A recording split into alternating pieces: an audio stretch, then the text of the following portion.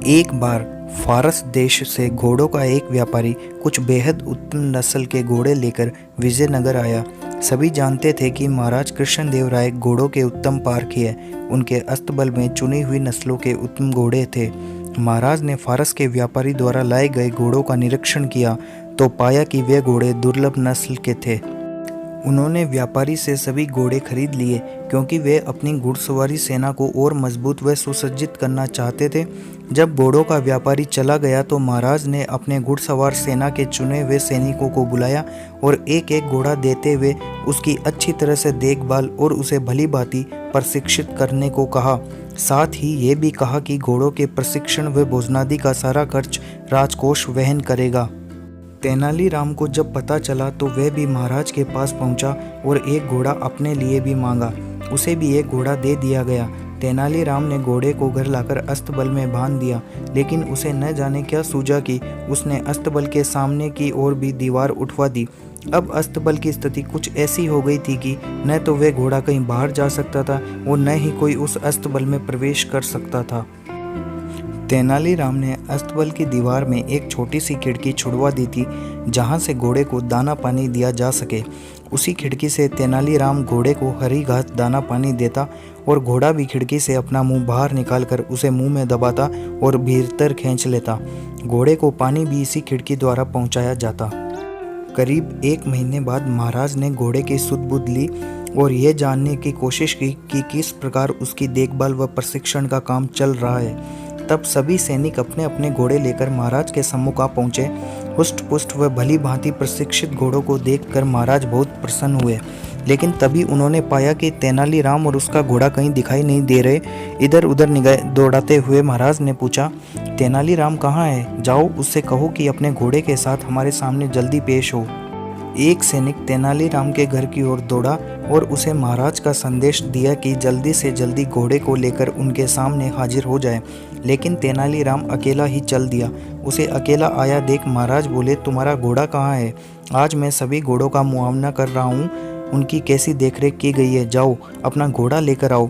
क्षमा करें महाराज, तेनालीराम बोला, आपने मुझे जो घोड़ा दिया वह घोड़ा गुस्सेल है और अड़ियल है। मैं तो उसे अपने साथ यहाँ लाना चाहता था, लेकिन मेरे लिए यह संभव नहीं हो पाया, कहकर तेनालीराम चुप हो गया। यदि ऐसा है तो मैं कुछ बहादुर सैनिकों को तुम्हारे साथ भेज देता हूँ जो तुम्हारे साथ जाकर घोड़ा ले आएंगे। महाराज ने कहा, नहीं नहीं महाराज, ऐसा हरगिज न करिएगा।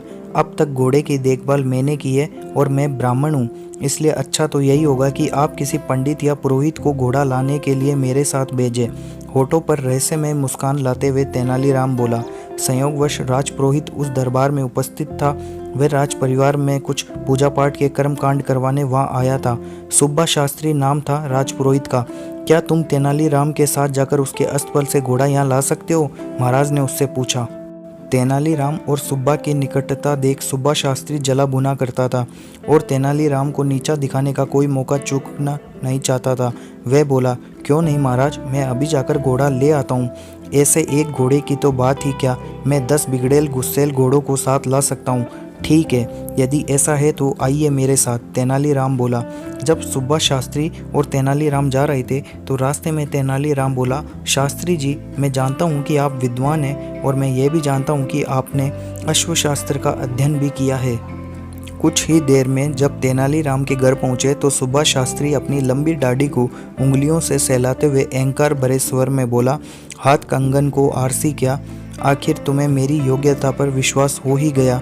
लेकिन शास्त्री जी, मेरा घोड़ा कोई साधारण घोड़ा नहीं है, इसलिए मेरा कहना माने तो पहले खिड़की से झांक कर देख ले, इसके बाद अस्तबल की दीवार तोड़कर घोड़े को बाहर निकालने की सोचना।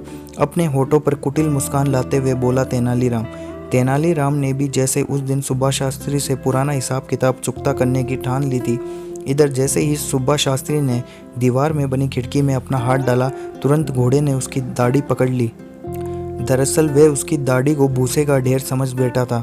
सुब्बा शास्त्री की दाढ़ी को अपने मुंह में दबाए घोड़ा इतनी जोर से खींच रहा था कि उसकी आंखों से आंसू टपकने लगे और वह दर्द के मारे जोर जोर से चिल्लाने लगा। अतः अस्तबल की सभी दीवारें तोड़कर वह बाहर निकल गया, मगर घोड़ा भी कुछ ऐसा हठीला था कि सुब्बा शास्त्री की दाढ़ी अब भी दबाए था। कोई और रास्ता न देख उन्हें उसी अवस्था में राजमहल की ओर जाना पड़ा। अब तक सुब्बा शास्त्री को ये बात समझ में आ चुकी थी कि पूर्व में जो वह तेनालीराम को नीचा दिखाने की फिराक में लगा रहता था, उसी का बदला तेनालीराम ले रहा है। वह तो बस मौके की तलाश में था जो उसे आज मिल गया था। इधर महाराज और अन्य घुड़सवार सैनिक बेसब्री से उनका इंतजार कर रहे थे। तभी तेनालीराम और सुब्बा शास्त्री की दाढ़ी मुंह में दबाए वह घोड़ा वहां आ पहुंचा।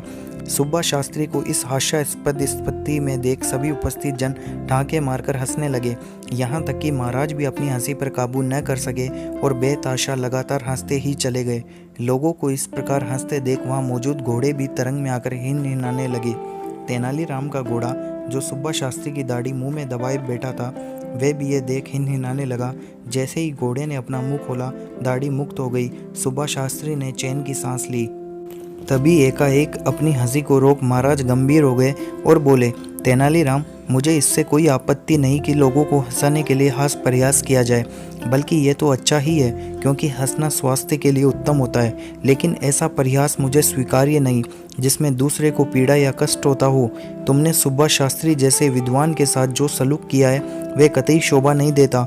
यह सरासर शास्त्री जी का अपमान है। मैंने तुम्हारे दिमाग में छिपी किसी खुराफात का अंदाज़ा उसी समय लगा लिया था जब तुमने मुझसे घोड़ा मांगा था, वरना तुम्हें घोड़े से क्या लेना देना। चलो अपनी गलती के लिए शास्त्री जी से क्षमा याचना करो। लेकिन इससे पहले कि तेनालीराम क्षमा याचना करता, सुब्बा शास्त्री आगे बढ़कर बोला, महाराज, तेनालीराम का कोई दोष नहीं, ये निर्दोष है। दोषी यदि कोई है तो मैं हूँ। मैं तो हमेशा तेनालीराम को नीचा दिखाने की फिराक में लगा रहता था और कई बार तो मैंने इसका अपमान भी किया, लेकिन मेरे दुर्व्यवहार को ये बेचारा चुपचाप सहन कर गया।